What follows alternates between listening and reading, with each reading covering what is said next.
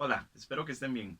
Soy el profe Jesús. En este video observaremos lo que tiene que ver acerca de determinar la medida de un ángulo con la utilización de SOHCAHTOA. Para esto es importante tener claro cómo ubicar las razones trigonométricas en un triángulo rectángulo. Así que les dejo la explicación acá arriba. Vamos a ver.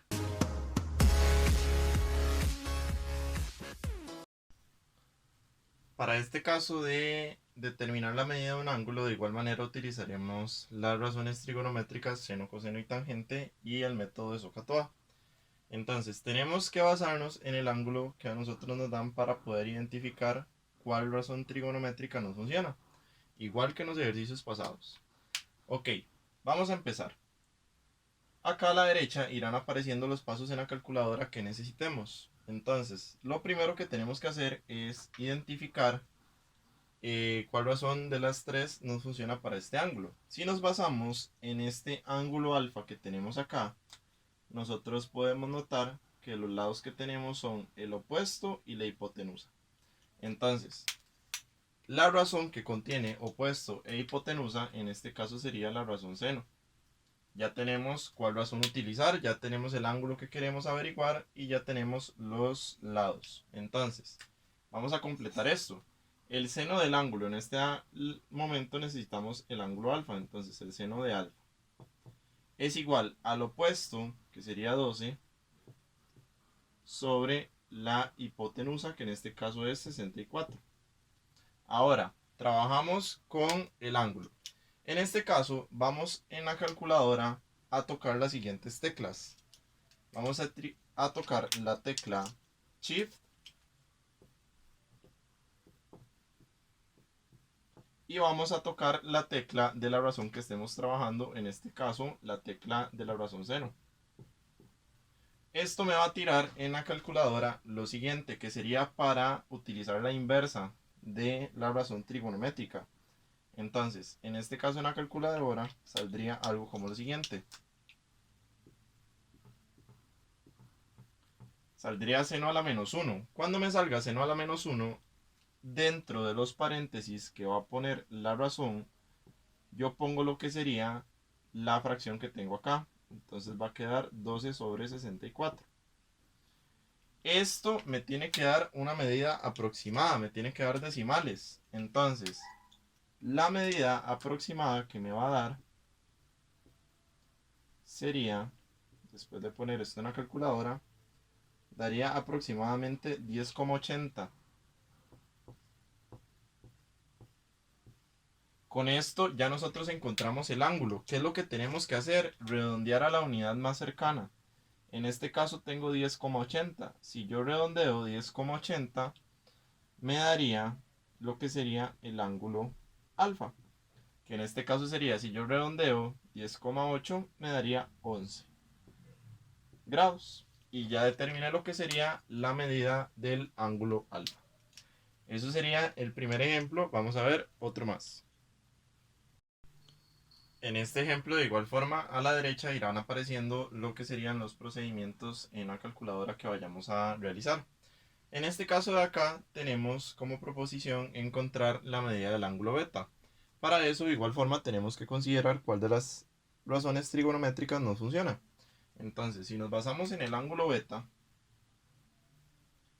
vemos que nosotros tenemos el opuesto y el adyacente. La hipotenusa no la tenemos. Eso significa que yo debería utilizar la razón tangente. Vamos a trabajarla. En este caso sería la tangente del ángulo, que es beta, que es mi incógnita, va a ser igual al opuesto sobre el adyacente. El opuesto a beta es 18 y el adyacente de beta es 22.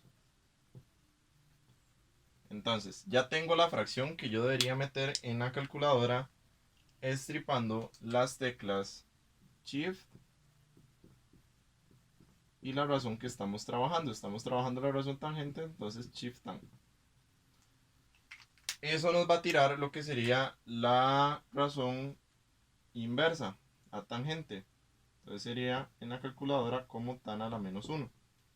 Dentro de los paréntesis recuerden que poníamos esta fracción de acá. Entonces quedaba 18 sobre 22. Y eso me iba a dar la medida aproximada de el ángulo. Esto me va a dar a mí de resultado aproximado 39,28. Si yo redondeo a la unidad más cercana, que sería 39, y aquí tengo un 2, se quedaría en 39. Recordemos el redondeo de unidades.